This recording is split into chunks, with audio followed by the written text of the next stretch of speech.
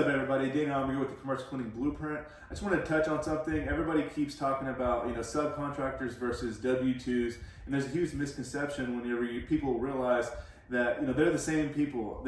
Everybody is it's just a people business. So, like, whoever you're dealing with, whether they're 1099 or W-2's, they are your employees. I hear it all the time. People saying, like, if they're 1099s, we're not going to be able to manage what they're doing, what they're wearing, what they're saying.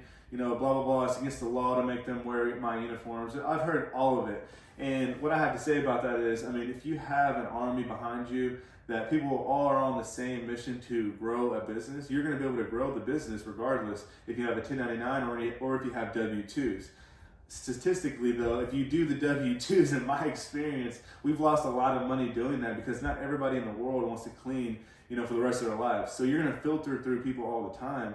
And it just makes more sense to do subcontracting because you're not gonna have to hire people and bring them on and they work for 2 months, 3 months after they say, maybe they do a good job at the, initial interviews and they do a good job for a first month or two, but then they stop and you just waste a whole bunch of time and money on one person. And we've realized time is very efficient, so we try to keep everything on a simple, system where we're able to bring people on. If they're not working out, then we just, filter them through somebody else and we'll go with someone else. And that's how we've been able to grow our business faster than everybody else, because we're not dealing with people that are not serious in the commercial cleaning industry like we are. So we're getting the business and focusing on that. And obviously we're reaching out to people that are wanting to get into the commercial cleaning side of things. But we hear it all the time. People are saying, I'm going to try to hire my own employees. We're doing this, we're doing that. We're spending this much money on, training them and all this stuff. But, it's really, I think it's very beneficial to bring on subcontractors because you can still do all the same things, but they're not going to have to be tied to you where you're going to have to pay them, whether they show up or not. And that's how I see things. Luke, you want to touch on that a little bit? Yeah, I think a big thing is whenever you hear subcontracting, you think you're subbing to a huge commercial cleaning company, which is not the case. You can subcontract out to these residential cleaning companies, which are really just like a mom and dad, or maybe it's a mom and a daughter just cleaning some houses during the week, and they just don't know the commercial space and they don't know how to pick up these contracts. And they heard somebody that said, hey, do you want to clean my house? And they kind of started like that. Now they have 4 or 5 houses that they clean.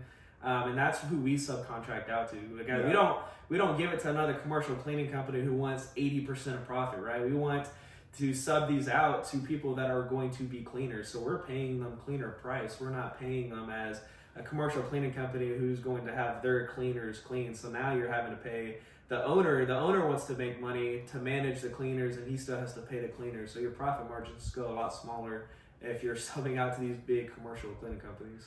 Yeah, that's true. That's true.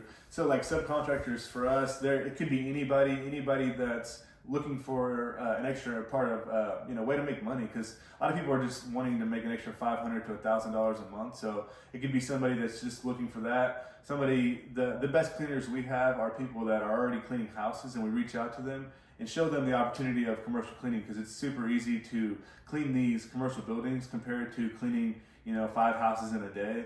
Which is really hard. And I feel like when we show these opportunities to people and they see that they can make just as much money, it's easy to gather these subcontractors. So we've just been sticking to that. I just wanted to talk about that. That's a huge misconception, that if you hire a 1099 that you're not going to be able to oversee everything they do.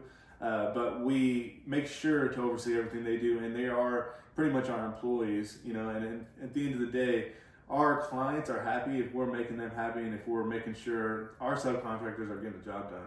But that's all I got to say on it. All right, guys. See Yeah. ya.